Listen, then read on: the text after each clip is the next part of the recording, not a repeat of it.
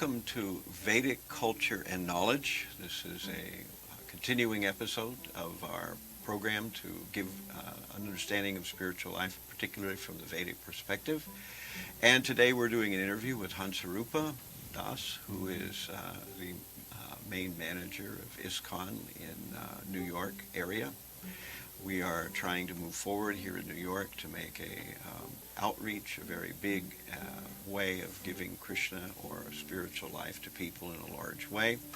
So we're going to ask him some questions about how he came to spiritual life to begin with, and also a little bit about some of the projects that are going on that he's worked on, as well as what is coming up in the next few weeks here. So this is Janmashtami season for us, which is usually around September. In this case, it's the first week of September. We plan to have several different events scheduled where there'll be kirtan and people coming and chanting and speaking about Krishna. And of course, Janmashtami means Krishna's birth.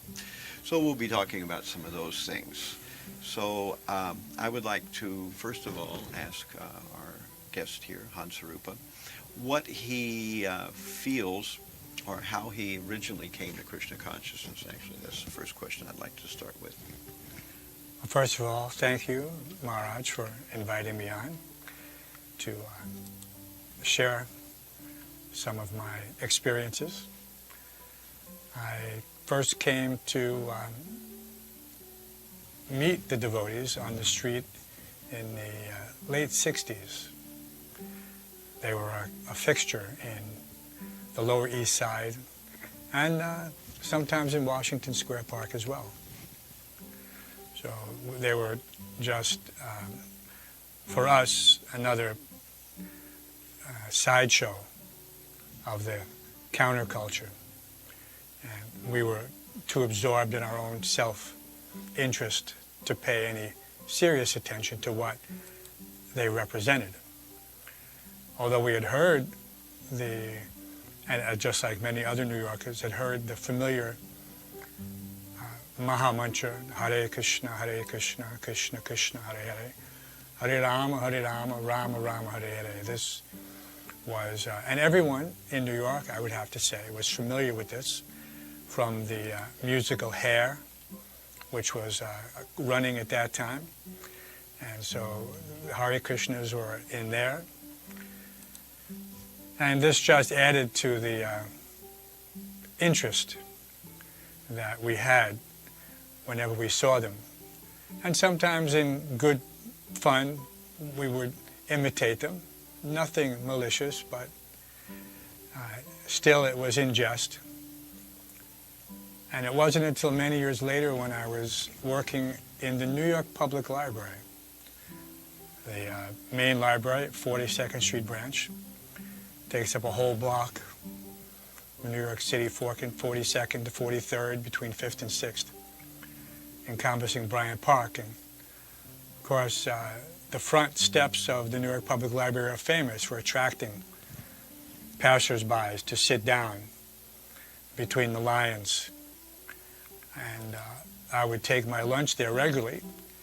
And the devotees had a habit of chanting on Fifth Avenue. That was one of their main spots, right there in front of the library. And my office window, where I worked, faced Fifth Avenue. So whether I was out on the steps or not, I would hear the devotees. And so my first exchange, favorable exchange, with one of the devotees took place at that time on the steps of the New York Public Library. And I remember asking them the question, because I had been reading Bhagavad Gita, but not the Bhagavad Gita as it is by Srila Prabhupada, but by another interpreter who gave their own spin, not very deep, but yet it was sufficient for me to satisfy my intellectual curiosity and think that I was making some inroads into gaining a higher perspective. So my question to the devotee is, what do you have to do with Krishna? Because the discourse takes place on a battlefield. And Krishna and Arjuna. There was a great meeting of the armies. And the way it's described in most literature, it's allegorical, that this is all metaphor. And so I was surprised that, because they're chanting Hare Krishna. So I said, so what do you have to do with Krishna? And his response to me was, what do you know about Krishna? I said, well, I'm reading Bhagavad Gita.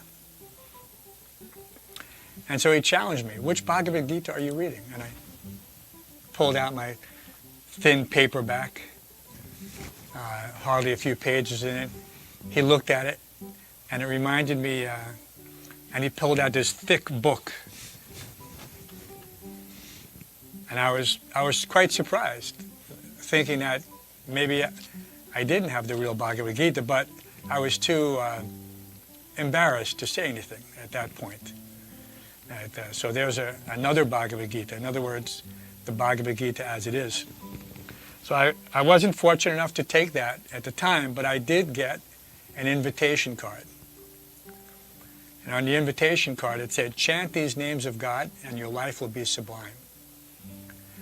And so my interest somewhat piqued and a little bit chastened by my interaction with the devotee. I thought, let me give this a try. So I remember walking up and down Fifth Avenue for the balance of my lunch period, chanting the mantra, softly, but chanting. And that probably over the course of a half an hour, just the repetition. And I had previously had some experience chanting mantras because, during the course of, at that time I was 22, in 1972. I had already dabbled in other Eastern religions, Buddhism, Taoism, and there are some mantras involved there. But those mantras, I noticed, weren't very appealing, and there was nothing, chanting them didn't bring any particular sense of peace or satisfaction. So when I saw this entreaty, chant these names of God and your life will be sublime, I thought, that's interesting. So after half an hour, I thought to myself, what was it that just transpired? Because although I was on Fifth Avenue surrounded by thousands and thousands of people walking by in their own worlds, even before the advent of their personal devices, still everyone was in his own mind. And it was curious that somehow or other I felt totally insulated from that material environment. So I recognized that the chanting was able to bring me someplace, even though I was in the midst of the most crowded city at that time. So I thought, okay, I'll have to go to the temple someday. But it wasn't until a couple of years later that it finally, all the circumstances required for me to set aside doubt and acknowledge the futility of trying to find happiness in the material world. I realized that, despite my best efforts, I wasn't in control. And so that realization, although not a very significant realization, prompted me to try to find out, well, those Hare Krishnas, whenever I saw them, they were extremely happy. And not just happy in some artificial way, forced, because we're familiar with the depiction of many religious orders as being cult-like and being brainwashed. No, in them I saw that there was something genuine and that they were truly happy doing what they were doing.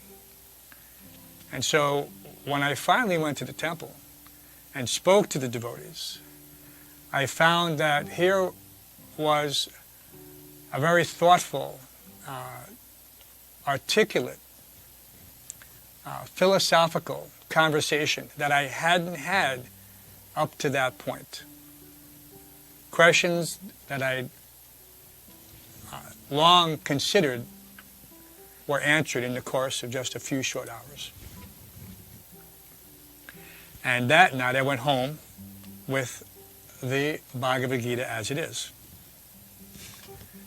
And promptly opened the book, began to read, and didn't put it down till it was finished. And I don't know how many hours transpired, but certainly throughout the course of a night and into the early morning. And I remember the sun coming up as I was not completely finished, but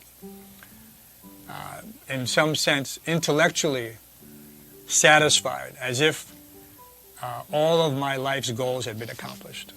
What year was that about? That was 1974, early 1974. And so I was not sure what to do next. The devotees had, I had gone to the temple. After that, I went to the temple regularly. I began to chant, render service. The pots were the first. Everyone went into the immediate cleansing of the heart. The pots in the Brooklyn temple were famous for being prolific in their constant coming and going during the course of the deity offerings. And if anyone's familiar with the Krishna temples, this is our practice run for going and serving the Lord directly. We're learning how to be servants. And at that time I was a new devotee, and those initiated and second initiated disciples of Srila Prabhupada at that time were cooking in the kitchen. My god brothers, Sunanda, Vishnu Gada, and Hare Krishna, many, many others, Yamaraj and others that I remember. And they would, as they would cook the offerings, the pots would come out for us to clean, and then we would clean them, and they would go back in the kitchen, and they would cook more offerings, and they would come back, and we would clean them again. So in a constant way. So this cleansing process was a constant source of ever-increasing attempts to control the mind, because I'm sure that everyone has some experience that there are things we like to do and then things we do out of a sense of duty. And at that point, I was both learning how to control the mind, because this is the first process, the first principle of yoga, is to control the mind and the senses. And so even though I had no idea how this was working, and the devotees were just guiding me, I found myself more at peace washing the pots in Krishna's kitchen than at any time in my life. So I was appreciating that this is not an ordinary activity, that there is something affecting this transformation, the understanding of the difference between a material activity and a spiritual activity. The material activity which further binds one through karma in the material world, and the transcendental activity which releases one from his karma, accumulated for years together. And I was happy to have that realization, because I can frankly say that up to that point, prior to joining the temple, I certainly had my troubles, materially speaking. We were growing up in New York City was a bit of a challenge, although we didn't think so. We were just having the time of our lives. But there's a certain point at which pleasure becomes more and more devolves into the hedonistic levels, because one is trying harder and harder to achieve pleasure, which is not available on the material platform. And unfortunately, we see this all around, people looking for pleasure, and in all the wrong places, in drugs, various types of intoxication, various types of mental distractions, whatever it is. So I wanted to thank, of course, all the devotees that were there at the time, that were patient with me, and certainly that gives me an opportunity to pay it forward, which is one of the reasons I find myself back in New York. I was in New York continuously from the time I joined in 1974 through 1984. And that was several temples. The original, the temple I joined in, not the original temple, which was on 2nd Avenue, but it was the first temple in Brooklyn on Henry Street, corner of Henry and Kane, 439 Henry Street. And the temple we moved to was on 55th Street between 8th and 9th Avenue. And at that time I was still the chief cook and bottle washer, except now they'd given us a title. We were called the Temple Commander. Right, the famous Temple Commander. And that just means you're responsible to make sure that everything is clean and in order for the devotees and the guests. And that was a challenge. That building on 55th Street was 11 stories and 2 basements. But there was a crew of very sincere devotees, and every day we managed to clean all the floors, all the guest areas, and with, careful consideration that this is Krishna's house. It's not our house. The deities, Radha Govinda, these are very prominent features in all of the Krishna temples.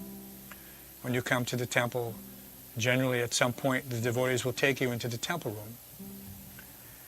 And that, for many, that's a little bit of a surprise, where in the Western tradition we don't have much experience relating to the images that have been described since time immemorial in religious scripture.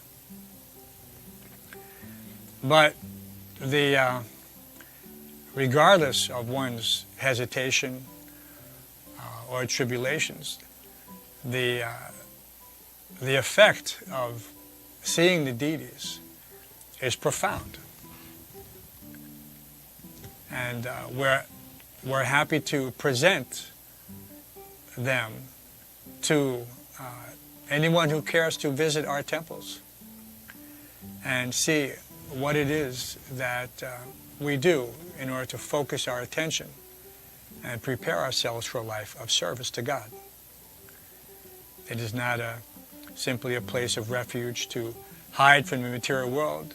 The devotees are engaged 24 hours a day serving Krishna. And that temple on 55th Street engaged us for 18 hours in the day, and we were able to sleep for 6, some more or less, 5 or 6. Maybe you can tell us a little bit about your service in Vrindavan and possibly in Alachua, Florida as well. Well, interesting. On 55th Street, before we go to India, we had the most successful Govinda's restaurant up to that point. It became very famous in New York. Many people came. And we really didn't understand or appreciate the reach that it had. We just saw that there were hundreds of people coming daily into the basement of the Hare Krishna temple to get one of the best deals in town. At that time, it was $1.99 all you could eat.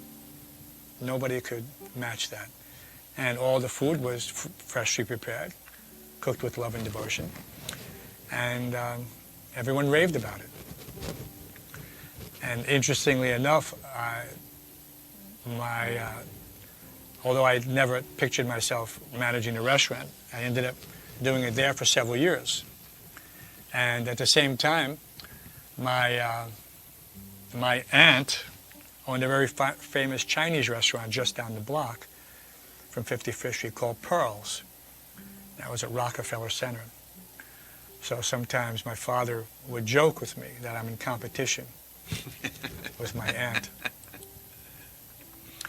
And then, but after 55th Street, then we moved to the location we're in presently. And that's 305 Skimmerhorn Street. And we undertook significant renovations to prepare it for the influx of devotees and to make the Radha Govinda as comfortable as possible in their new home. And when that was done in 1984, I went to Vrindavan, India.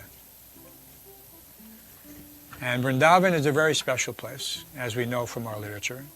It is the birthplace of Lord Krishna. It is the spiritual world within the material world. And it is famous in the scripture since time immemorial. And many great saints and sages have made their residence there, including our spiritual master, His Divine Grace, A.C. Bhaktivedanta Swami Srila Prabhupada.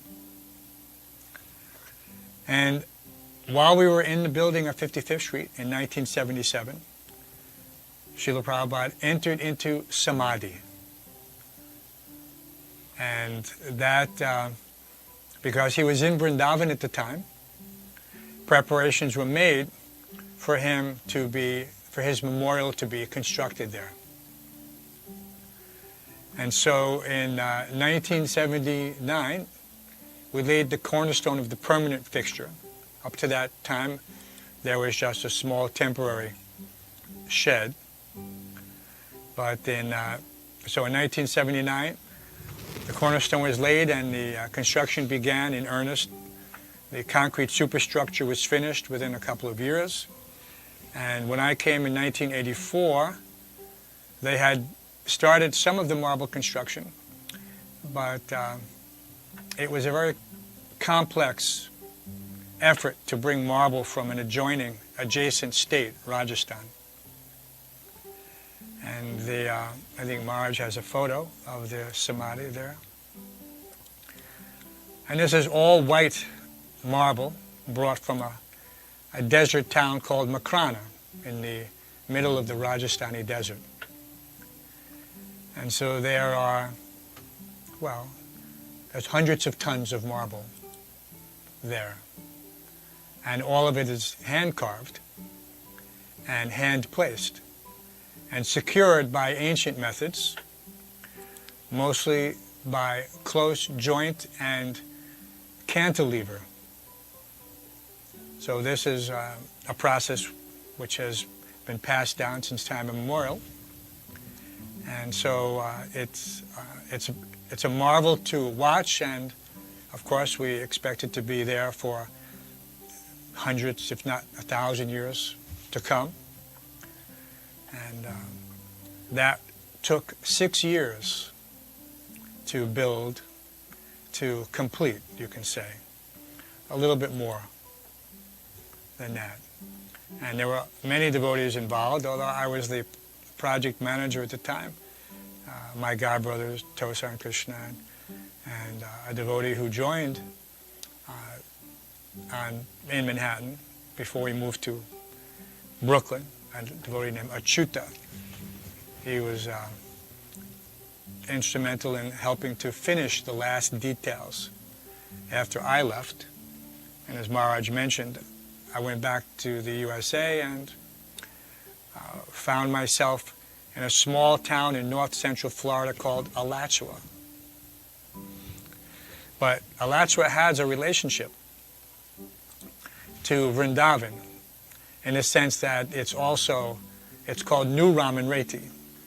Vrindavan, where the temple and the samadhi are built, is known as Ramanreti, the pleasurable sands, where Krishna and Balaram would play with their cowherd boyfriends. So these pleasure sands of Vrindavan, we have their relationship there in Alachua, Florida, with New Ramanreti. And so now that temple stands as with the same deities of Sri Sri Gaurnitai, Sri Sri Krishna Balaram, and Sri Sri Radha Shyam Sundar as the Vrindavan temple. And that temple we built in a fairly short amount of time also. From start to finish, it was just about a year in the making. The project itself took about 5 years. And all of these services were a great honor to take part in. There were many, many devotees who participated. I had the honor to coordinate these things somehow or other. And I feel very fortunate. And I feel very fortunate to be back in New York after many, many years, since 1984, for our next chapter, where we again plan on increasing our presence in the New York area. We want to let everyone know that the Hare Krishnas are back in Brooklyn, in New York, and in all the 5 boroughs, and that we're open for business. Anyone can come and approach any of our devotees. They'll see them at Union Square every day, mostly in the summer. Union Square Park, 14th Street. Please visit the Harinam Sankirtan party. Take a book, participate, dance with joy. Speak to the devotees as I spoke to them in 1972. You might be surprised what happens. So what I'd really like to do in our remaining time, I'm amazed how fast the time goes. I'm really trying to keep it to around 35 minutes or so. So I was hoping to actually cover much more territory, but what I'd like to do in our remaining point of minutes remaining is to discuss some of the things that are coming up. This is our Janmashtami season, which means the birthday of Krishna. A high holy season. And we are hoping to have several programs. There's a program happening actually on the 2nd, and that program is a Janmashtami celebration. It'll be happening at the Om Shakti That's Temple. actually the 3rd. Is it the 3rd? September 3rd. I'm sorry. And, of course, all the devotees in the area are welcome to attend. There'll be multiple Janmashtami festivals this year to accommodate different groups from different areas. Whichever timing is convenient for you. One will be September 3rd at the Om Shakti Mandir in Jackson Heights. And at the same venue on September 8th, there'll be another Janmashtami festival for those whose schedule doesn't allow them on the 3rd. One of the benefits of having many devotees in New York is that we can have many programs. But before that program, on the 25th of August, we'll also have the Balaram Jayanti, Krishna's brother, his elder brother, who takes birth before him. He'll have his Holy Appearance Day and festival at the there's an Astoria venue. That's 36th Street, I believe, and might be 36th Avenue. Can we pull up that screen? That's the Friday, August 24th, and Saturday, August 25th. 2 locations. The big location, the big gathering, will be on Saturday, August 25th. But the venue on Friday, I believe, will be for the local congregation. And Maharaj, Bhakti Swami, my godbrother, who spent many years in India and who speaks fluent Bengali, will host a program for Bengali speakers on Friday, August 24th. And then on Saturday, August 25th, that will be a joint program for all devotees in the New York area. Everyone is welcome to come. And we would encourage them, for various reasons, not the least of which is to hear from someone who has practiced this philosophy without interruption since 1975, and to partake in the wonderful food preparations called prasadam, which will be offered to all the guests. So, any other dates you want to bring up, Maharaj? Well, what I thought to discuss and bring up is the Prabhupada's Appearance Day Festival, which will be That's taking September place. 4th, yes. That'll be September 4th, right. And of course, you'll be hosting that. I'll be hosting that, and that'll be at 26 2nd Avenue, the place where it all began, we usually say. Place where it all began. Prabhupada began his preaching mission in New York City at pretty much Houston and 2nd Avenue. And Yes. that program will start at noon, so I don't know if many people will be able to make it at noon, but Throughout the day, program will go on from till noon about till 9. 9, right? Right. Noon till 9. Right, so that's how that program will run. So if you have your calendar open at that point, and try to make it down to 26 2nd Avenue, and there will be a number of devotees speaking, devotees who were initiated by Some of whom Prabhupada. were present at the birth of ISKCON. Right, and that's what will happen on the, that's what day is that? That's the September 4th. September 4th, yeah. So that's a Tuesday. Okay. I believe it's a Tuesday, but I'm sure everyone has a calendar. September 4th. All right, so the spiritual process is a long process. It has a lot of angles to it, a lot of different pieces to it, and through these visual sessions, we hope to give people more of an idea of how spiritual life works, and from different perspectives. And therefore, it's not just a philosophy, it's also a culture, it's also places, it's also a type of food, a type of association, and daily activities, which we call sadhana. So all these things are part of the whole spiritual culture, and I hope to do more of these kind of programs, Vedic culture and knowledge, and tune in again to see more of these kind of